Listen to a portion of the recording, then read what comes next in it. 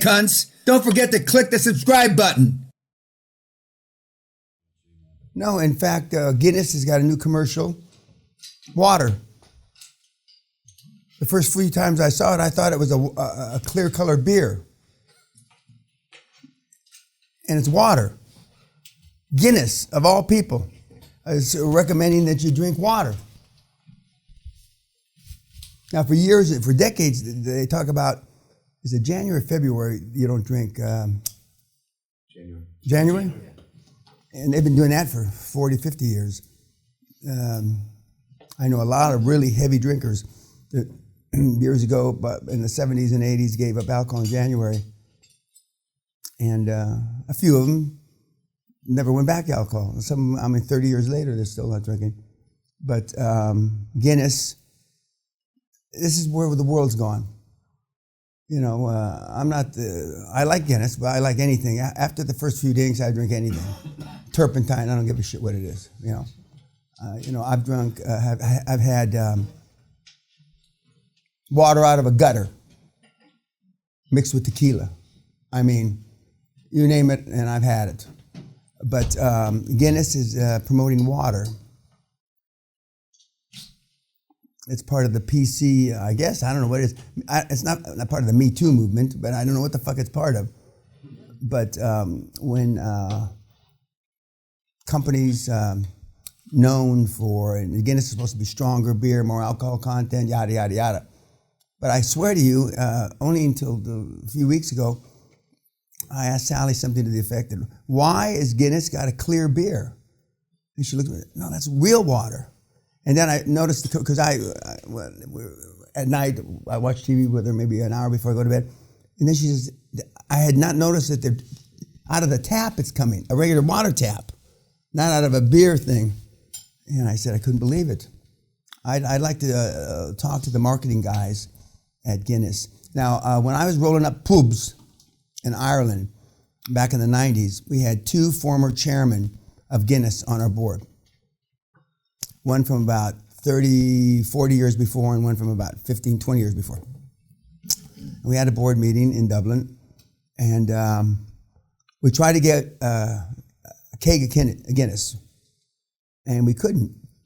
Or as they say here, we couldn't.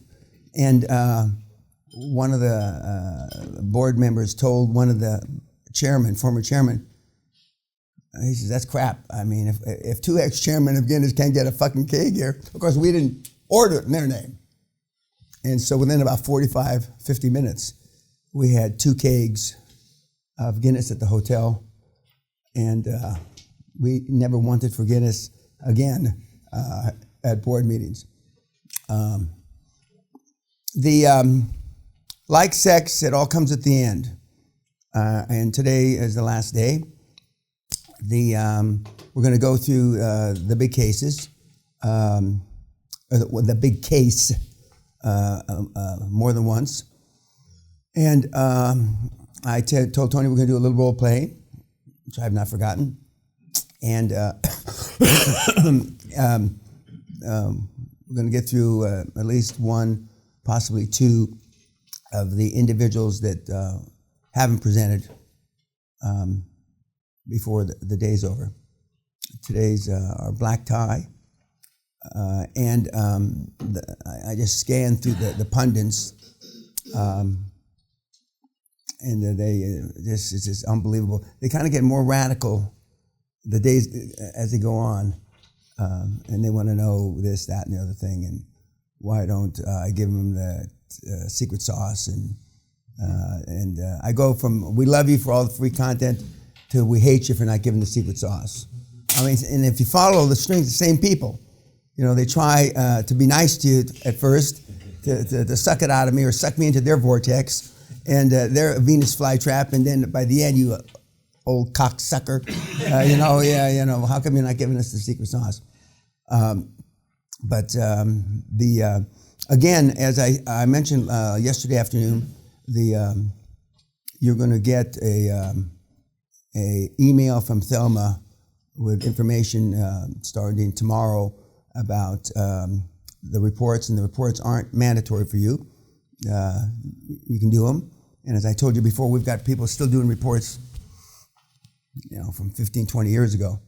And I don't always, I'm almost scan all of them. I'm one of the few guys that actually reads almost all of his mail. And Kat and the other people, as I also mentioned, know what I want to read and what I don't want to read. And it's just, accolades and smoke blown up my ass. I don't need, I've had a lot of that for a long time. But every once in a while, one of the kids from a long time ago has something really germane to say. And so I answered, but for the next 3 months, you can avail me of your thought process. But I can't emphasize enough. You already know this, but I'm going to say it again, because repetition works. The reports are for you, not for me. The reports are better kept track of if you do it from the first day, meaning you do it every day.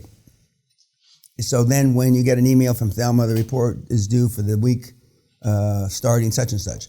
And the reports are only the last 7 days. I don't want, if you, because I'm going to be traveling, so I don't look at reports or ask you to send reports for 3 weeks. I don't want to know the fucking 3 weeks. I only want from the day the report's due, the previous 7 days. That's it. And I'm able to tell if you're on the playing field. I'm able to tell that where you're running towards the goal line, or like in Forrest Gump, the movie, running away from the goal line. And so, again, to refresh your memory, if I just say keep pushing, that means everything's reasonably okay. If in the report, I highlight with different colors, green, yellow. The colors don't make any difference. It's just whatever button I push that day. So if it's red, green, yellow, purple, it doesn't matter. If I'm highlighting it, I'm bringing it to your attention. And remember, when you have questions and it's about just before the end of the report, the last thing in the report is what I'm not telling Dan. And prior to that, it's questions. If you have a question, give me 3 answers. Your best alternative answer first, second best, third best. So I can see how you're thinking.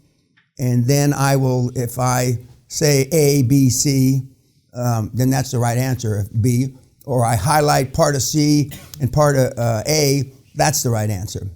But many of you have boards already, and I will ask you, what does your board say? What does your chairman say? What does your industry expert say? Because if you don't use these people, then why give them equity, other than just for their name on the note paper? What am I not telling Dan is open to whatever you think you should tell me. And sometimes about your personal life, that's fine. Sometimes it's about a particular instance. Now, when you go through, for those of you, you've all seen the reports,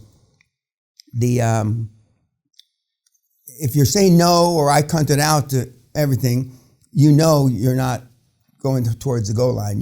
Pretty much you're not on the playing field. And by now you should already be used to that, except for the couple of you that haven't been here in years. You will, the ones that haven't been here for years, the report has changed since 5 years ago, 4 years ago, etc. So you'll get a new report format. And again, they're up to you. And again, just to reemphasize, because one of you asked me last night, the Zoom calls are mandatory. And if you can't make a Zoom call, you tell Thelma, I can't make this Zoom call. Can you put me in another Zoom call? Okay? But if you miss a Zoom call, you're out of the short mentor program. If you can't be bothered to make a Zoom call or say you can't make it and be put in another group, you're out. And you'd be surprised how many people that's their easy way out. They just miss the Zoom call. And the Zoom calls are closed down. Is it after 10 or 15 minutes? 10 to 15. Okay, we close access. So if you're not there in the first 15 minutes when it's supposed to be, and most of the Zoom calls are 1 or 2 o'clock in the afternoon my time. So if you live in Australia, that's tough shit. If you live wherever you live, it's just tough shit. If it's in the middle of the night for you, because when I have time, it's convenient for me, not for you. Now, for those of you that live in mainland Europe, you're only an hour difference, so it's pretty simple. If I request it at 1 o'clock, it's 2 o'clock your time in Germany or wherever it is. Yes, ma'am. Do you know when, off the top of your head, when it switches back to daylight savings time? Because there was an issue with our Zoom calls that there's a... I don't know. Well, then you have to keep... Now, daylight savings in this country isn't the same. Yeah. Because it was like a week before. Yeah. Greenwich Mean Time. Daylight saving is different here than other parts. If I remember correctly, daylight saving comes later in the United States and in Canada than here. Yeah. But that's your job to keep up with daylight savings. It's not my job to tell you. And it's not Thelma's or Kat's job to tell you. But I mean, that's just a small speed bump. If you can't keep track of that, then no wonder you're having trouble. Now, admittedly, I have people to tell me this. I don't do this or keep track of daylight saving, that kind of stuff anymore, and haven't for a long, long time. Most of you will have to keep track of it for yourself. And we haven't had any problems. And the Zoom calls will have the 24, 25 of you little pictures, and when you'll be able to tell when you look at your picture, your colleagues, your classmates, who's done better and who hasn't, because the guys that have done real well will be smiling. The guys that aren't will have their universal head down, and they're free game. After they get done talking, they're free game. If you want to ask questions, you want to poke them in the eye, you want to give peptide a ration of shit, then that's fine. But my name is Dan. I'm 74 years old. I live in Joburg. I'm rolling up dog shit, and this is my challenge. Universally, as you know, it's like in fitness centers. People join fitness centers in the beginning of the year and they never go. It's one of the great marketing times for fitness centers. And it's not dissimilar for goals, affirmations, and reporting. You start out like a house of fire, and then it wanes. I believe it wanes directly in proportion to how many rejections you get.